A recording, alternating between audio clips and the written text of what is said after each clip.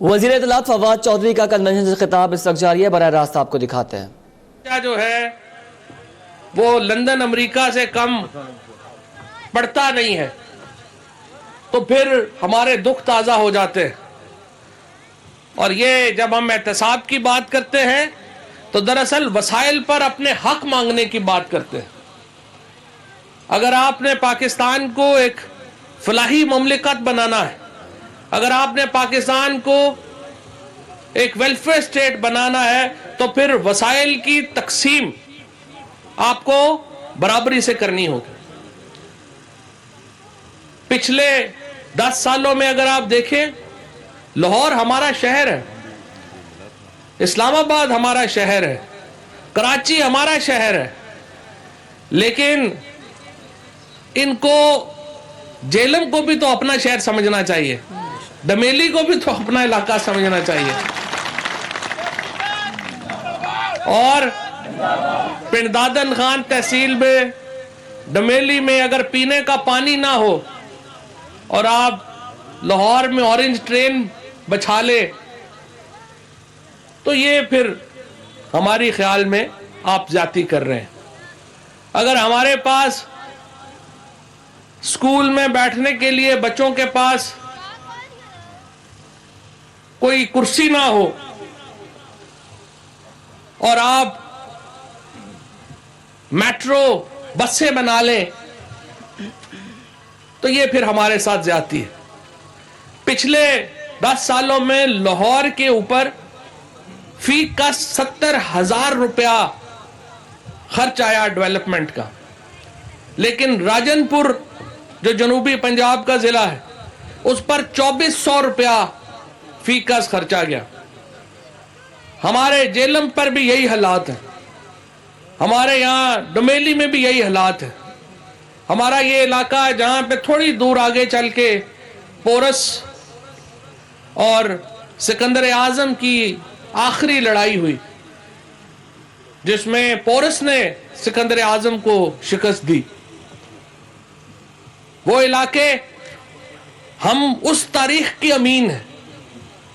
یہ علاقے جہاں سے اس وقت میں بات کر رہا ہوں، یہ ہماری ہزاروں سال پرانی تاریخ کی امین لوگ بیٹھے ہیں یہاں پر، اور آج ہمارے یہاں کا سپاہی، آج ہمارا یہاں کا کسان، ہمارا یہاں کا سرکاری ملازم اپنا حق مانگ رہا ہے، اور آج یہ حکومت کی ذمہ داری ہے کہ وہ ان علاقوں کو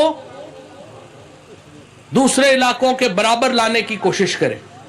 M N as MPEs کو آپ نے فنڈ دینے ہیں نہیں دینے ہیں، آپ کو اضلاع کو ٹیکس کو اس کے ٹیکس کے مطابق پیسے دینے ہوں گے۔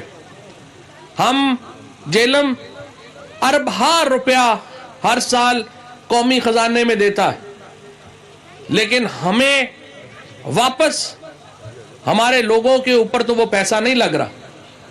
میں نے یہ کہا اسمبلی میں، 1500 ارب روپیہ بلوچستان میں گیا،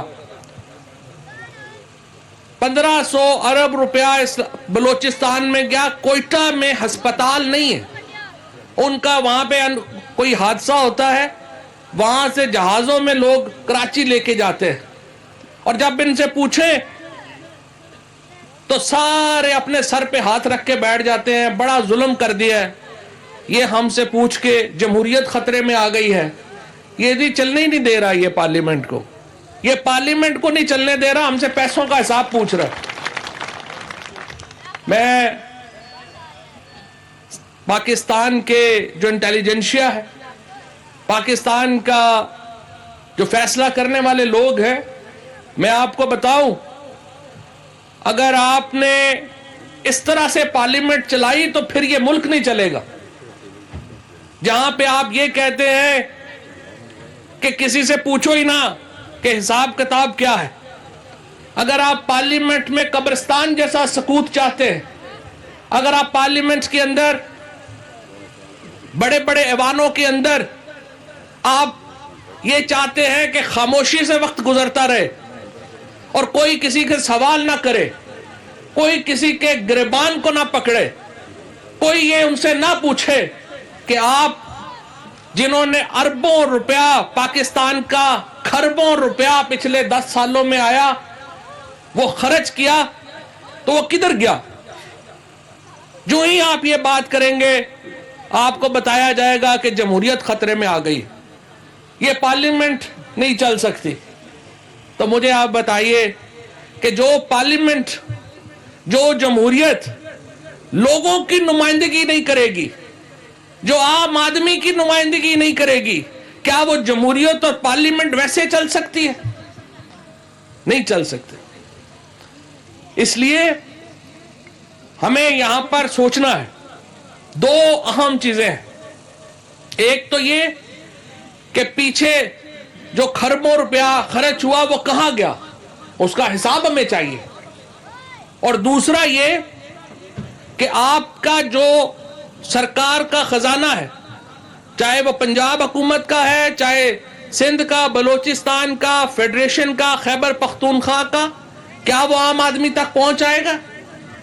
इसीलिए इमरान खान जब बात करते हैं वो एक ताकतवर बलदियाती निजाम की बात करते हैं, ताकि पैसे, जो सरकार के पैसे हैं, वो बराह रास्त मौज़ूआत तक, गांवों तक, छोटे शहरों तक पहुंचे।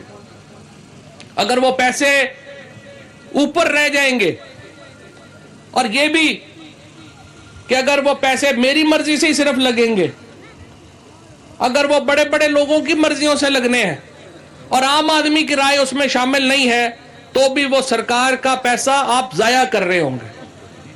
लिहाजा ऐसा निजाम आपने बनाना है जिसमें सरकार का पैसा आम आदमी की राय और मर्जी से उसके इलाके में लग सके, और ये रास्ता एक मजबूत बलदियाती निजाम का रास्ता है, और ये रास्ता एक एहतसाब का रास्ता है।